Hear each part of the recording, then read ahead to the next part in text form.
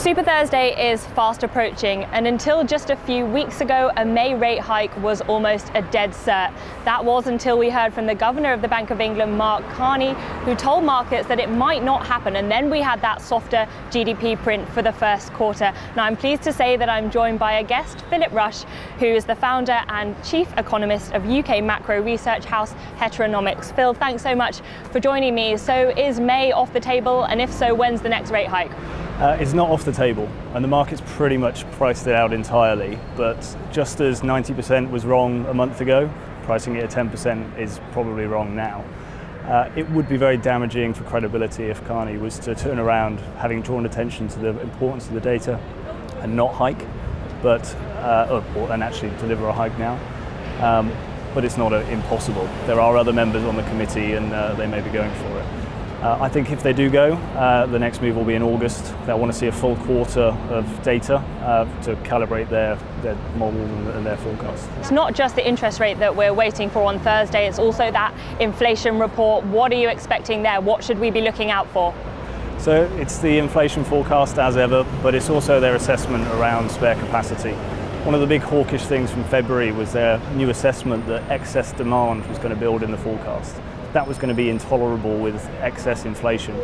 I think that both of those things will persist. So still a bit of excess demand, still a bit of excess inflation, probably a little bit less on both counts than there was in February.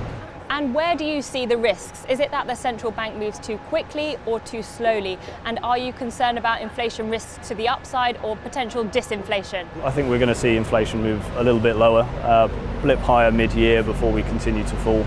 It's probably going to remain above target though for the next couple of years, and that's going to keep the pressure on the Bank of England to keep gradually hiking interest rates back towards neutral. And that neutral rate, it's not 0.5, it's not 1, it's probably more like 2.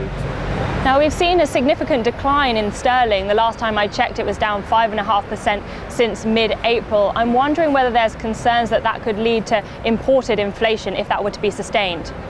Well, of course, if it was to be sustained, the move is particularly large in cable, and that's relevant for the sterling dollar price. So the move up in inflation we're likely to see mid-year, that's basically an energy price story, petrol prices, some moves around on British gas and the like.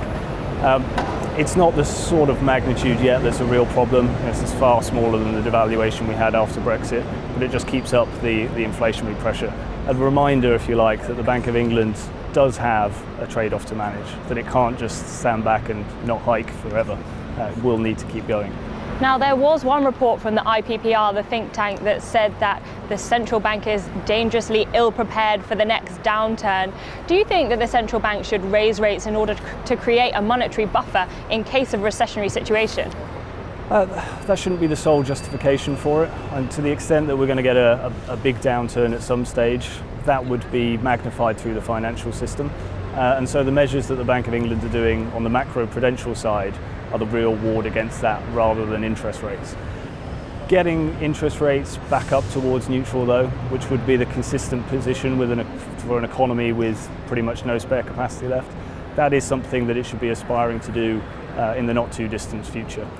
Now, if we look at the data picture, we've been seeing a few softer prints, whether it's from GDP or services, PMI, or indeed the CPI, which was at the lowest level in a year. I'm wondering whether you can solely attribute that to seasonal temporary factors, or whether there could be the early signs of some kind of a slowdown here. That's certainly the concern of the bank, and why they've placed more emphasis on the data recently, and why they look to be delaying their hike from May. In my view, some of the weakness that we had in Q1 is probably going to be revised away, in particular construction.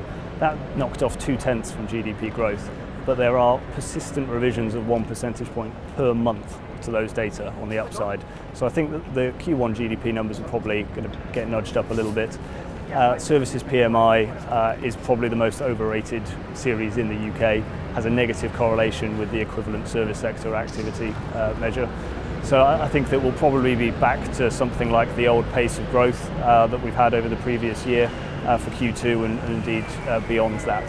So I'm not too concerned about that. Now, we saw the Bank of England cut rates after the Brexit referendum, and I'm wondering whether there's anything on the impending Brexit timeline that could shift the monetary policy path.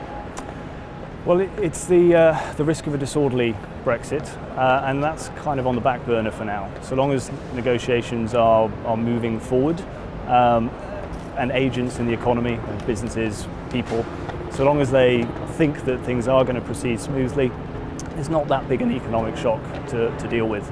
It's a protracted, slow wait on the economy rather than the sort of recessionary shock that would be scaring the bank. And you still think that a hard Brexit is likely? I still think a hard Brexit is likely, but we'll be transitioning over a couple of years towards that hard Brexit, which gives time for people to adjust to it and potentially lowers potential growth for a few years. Now, the Governor of the Bank of England, Mark Carney, ends his term in June 2019. I'm wondering if you have any insight into potential succession plans. I know Andy Haldane's name has been thrown out there. Yeah, and Andy's good. He's probably a bit junior for the role, to be honest. And the requirements for it are someone who has experience on macroprudential and conventional monetary policy, which Andy does have. But they also need to have an international standing reputation. And for me, of the MPC, that probably means Dave Ramsden. He was instrumental in hiring pretty much everybody onto the MPC. He sat on all the meetings for a very long time. He's done G20. He's well known and well respected on all the requirements that they need. Otherwise, you may be looking for someone actually who's from that international background, and again, from the Bank of England side, probably Don Cohn. Those of us who remember him from the Fed days remember King Cohn, very good communicator, and all the right credentials. Thank you so much. That was Philip Rush, founder and chief economist at Heteronomics. I'm Victoria Scholar. Thanks so much for watching IGTV. Good luck trading. See you soon. Subscribe to IG for educational content, company insight, financial analysis, and expert commentary.